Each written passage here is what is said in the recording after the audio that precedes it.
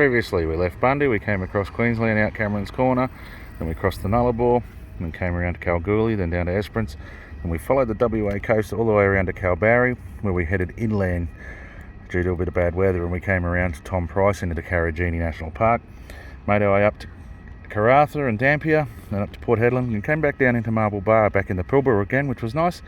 And we've made our way up the coast, and now we find ourselves in Broome. Well, this is all a bit fancy. We're at the, the Cygnet Bay Pearl Farm.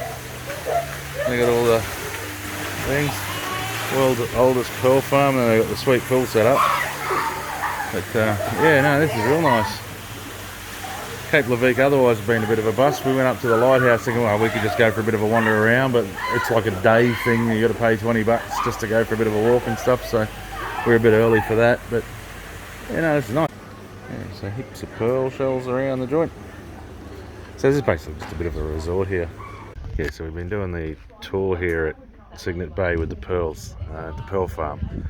Very interesting, well worth doing if you're ever in this part of the world. They got a good little operation here, all Aussie designed and built without international backing and all that sort of stuff. So wow, yeah, and the massive tides up here too. They've also got a tour which we unfortunately can't get on, which is a boat tour that takes you out into the changing of the tides. There's massive tides here, so it's like, you know, stand up waves and stuff. It's just crazy. Yeah, no, it's a pretty interesting old operation, this one. So we use their shell, we use the pearl meat, nothing goes to waste. Even if it doesn't produce us a good pearl, we've still got those really good byproducts, so very valuable stuff. So these ones are pretty much destined for the dinner plate. So, see which one I'm going to pick today. Normally I would have to put a little peg inside them, but they're all very open at the moment. Yeah, open. Yeah, so you can see when you sort of arouse them, they'll shut shop. They'll kind of close up to protect themselves. So I'm going to get a little peg.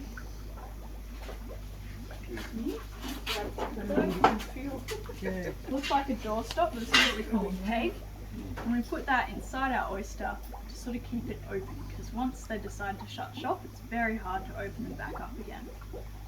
So how do you produce that nucleus you put in there? The nucleus? Is that a secret? About to explain that. Okay. No, I'm telling you everything. Oh, so alright. No secrets here.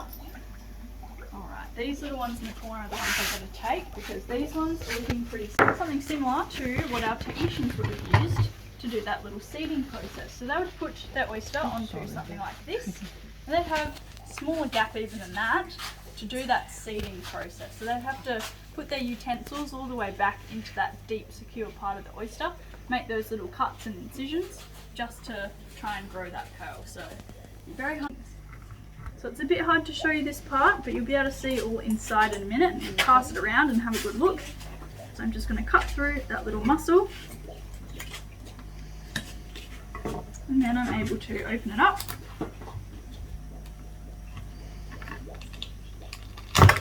And there you have the inside of our oyster. Not the prettiest looking thing. You can see in there's a little crab that lives inside our oyster. He's called a pea crab, and he's got sort of a symbiotic relationship with our shells. So it's like the little house guard and sort of bodyguard and housekeeper. He's like a little cleaner. He keeps the shell nice and clean, and in return the shell gives him a home. So I'll be putting him back in the tank to hopefully find another shell to move into. So you can help me do that at the end. We can put our crab back in the tank before we leave. Leave him there for now. So in here, this is that mantle tissue, the part that produces that nacre. And I always have to check in and around there to see if there's any of those natural pearls. So I always just have a feel for anything hard that might be sitting in there that's formed from something getting inside it from the ocean. Very unlikely. Like I said, 1 in 10,000 for a quality gem. Oh, looks like there's 2 crabs in this one. That's exciting. Another little crab. Sometimes there can be 2 crabs, sometimes no crabs. I wonder if those 2 were friends or if they were fighting in there. Maybe they killed this oyster. And then, hopefully, oh good, even though it's a sick oyster, I can feel a pearl in there. Do you want to have a feel? If you feel in there with your fingers, you'll be able to feel something hard and round in there. Don't be afraid, it's good for the hands, good for the skin. You can have a little feel. Okay. Do you want to have a feel? Bit of a squeeze. So I'll give it a little, He's not keen to little probably slice. smell it. Yes, I wouldn't be keen either if I didn't know what it was. No, Ready? it's pretty dirty. Can I smell my fingers? Okay. And there we go. There's our little pearl. Oh wow. Ta-da! You've all just witnessed the birth of the pearl. These are boats they take the tourists out on. They got like automatic wheels that drop down and drive down onto the beach. We've decided we definitely want that because anchoring the boat in the tide sucks, so we want some of these. Leonie's got plenty of money, she'll buy me some. So here's our first free camp on the side of the highway. We just are literally on the side of the highway at the Derby turnoff. There's Jan and Mum in their little bus. Hello. Hello, Loz. I'm just getting dinner. She's getting dinner, she's onto it. My wife is still struggling a bit because she drank too much last night. She's slow and steady. Tell the world. No secret. Well, there's no secrets on our YouTube channel, Jen. Everyone needs to know what we're up to, and there's the Datsun all set up. So yeah, this is us for the night. Cracking. Last night we stayed at, what's that? Cape Leveque, or up near there. That was quite nice. We paid a few bucks and camped in a little community there, which was really good. Saw the sunset and the sunrise. Saw the sunset. In the same spot. Yeah, it was good. Sunset, sunrise, and same spot. And then we did the pearl farm this morning, which was excellent. And now, yeah, so now the plan is we're heading towards Halls Creek tomorrow, and we'll go down to the meteorite crater, which is one of my favourite places on planet Earth. And then yeah, Mum and Jen will stay with us for that, and then we're up to the Bungles, because their little van can't go off-road. So basically what we do is all the crap on our back seat gets tossed in the van, and these guys pile in us, and we go and do a bit of the off-road stuff while they're with us. And then we'll come back down this way, and we'll part ways in Derby, and Leonie and I will head up the Gibb River Road. And these lovelies are booked into Broome to see the Stairway in the Moon in another week or so. So should be fun. So we've just turned off, there's the road down there from Broome to Derby, that road, and then we've just turned off that heading towards Fitzroy Crossing. One of the things I love about the Kimberley, man, get a load of the size of these boab trees. They're massive. Like, the trunks are just huge. Like, we get some over our way, but nothing this big. And there's a few up here a bit further on, which we'll hopefully get a video of so they've got a big hole in the middle of them. And back in the day, they used to use them as prisons. They used to put a cage across the front of the hole and, yeah, lock the boys up in there when they were playing up. But get a load of the size of them, man. They're redonkulous. Yeah, like they make the Datsun even look tiny. Which the Datsun is tiny, but you know what I mean. Yeah, crazy cool. So here we are in one of my favourite places on planet Earth. Possibly the favourite place. Is Wolf Creek Meteorite Crater. It's a bit hard to grasp it with the camera. We've got Mum and Jenny with us. They're wandering up the hill now. They're about to walk up and look over the top and go, holy shit, how cool's that? Just like Leonie just did. Yeah, so we'll get a walk from the car park. So this was impacted by a meteorite 300,000 years ago.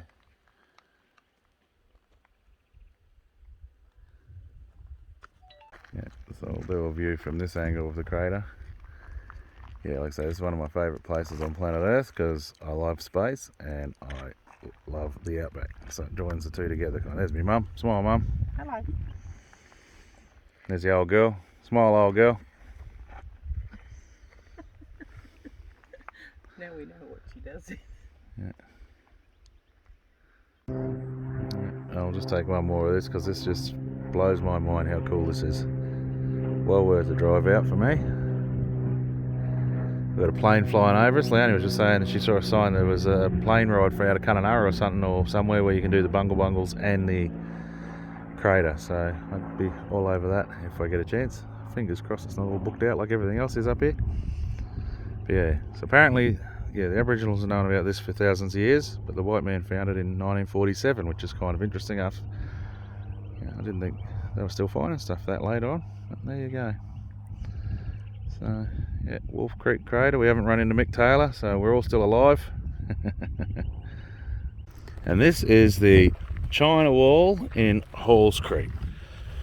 Oh, basically, it's just, I don't know if it's different form of layer of different kind of rock.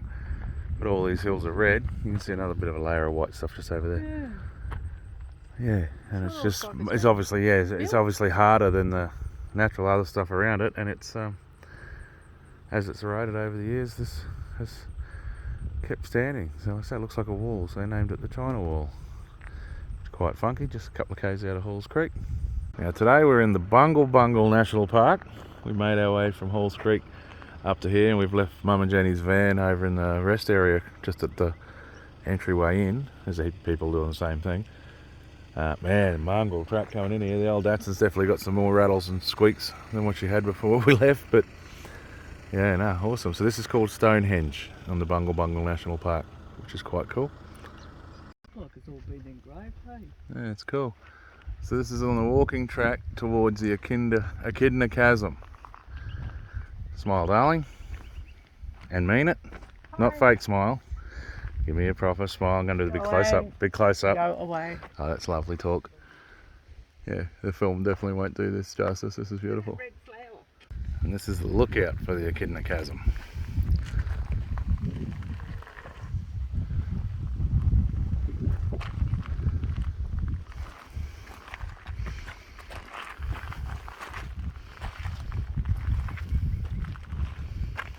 I was just reading on the sign that these mountain ranges over here are 1.6 billion years old. They're old, like as old as anything in the Kimberleys.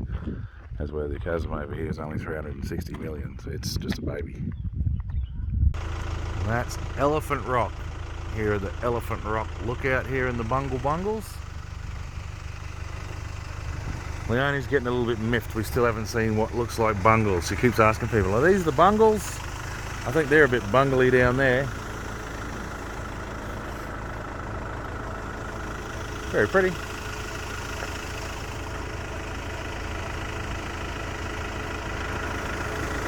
Smile, darling. Oh, put a minty in my mouth. Smile. She's loving it. Now it's starting to look like the Bungles we've seen in pictures and stuff. This is just from the road on the way in.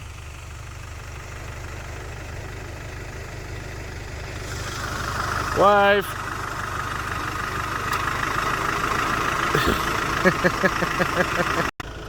Yeah, now it's getting good. We're pulling over every couple of minutes. It's just, the views are beautiful. There's a sign here saying there's a lookout in 300 metres, but it's pretty nice here too. Man, you really got to wonder how these things were formed. And she's a dusty old road. No, here comes a helicopter. There's heaps of them running around. Place out the front and you can do helicopter rides, but again they're all just booked out crazy at the moment. Yeah, but, we're right near the Bungles part of it now.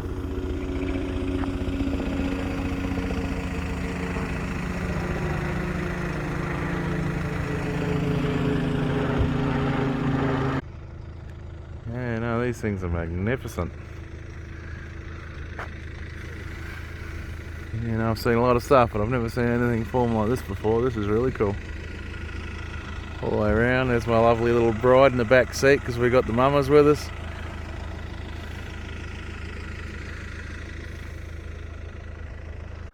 And this is part of Cathedral Gorge. Boo! Bit echoey. Again, the pictures won't do this place justice, man. This is just magnificent. We've walked about 1 kilometre from the car park and left Mum and Jenny back there because they couldn't do that in this heat. But we found them a nice shady spot to hang out, and there's a few of these big round domes for them to take some nice photos of and stuff. But yeah, little caves up in here. Very, very cool part of the world. There you go. Yeah, wow, this is just beautiful. You wouldn't want this to cave in on you. That'd be pretty hairy. There's the lovely walking up here. Beautiful. And what did you say when you first saw it? Wow. That's better. No, it's beautiful. It is beautiful. Difference between sunlight and shade here is amazing. It's probably, it feels like it's 10 degrees cooler as soon as you step into the shade. This would be brilliant with a with water running down it. So this is at the bottom of this waterfally thing, which is dry at the moment, but man, you wouldn't want to fall in there. I reckon you'd be having a real bad day. That's like, I reckon it'd be 5 or 6 metres down. See the frog? Is that a cane toad? No, they don't have them here. Can you see it? No, I got old man eyes. Yeah, no, this is, and look at these plants growing out of the side of the hill here. Wow, this is spectacular. And the view back out's pretty special too. So this is the walk up through the Cathedral Gorge. We finally found something where they built something. Some handrails and that, up the stairs. Nice little swimming hole. Yeah, like very, very cool. Heaps cooler now we're in the shade, I'm liking that.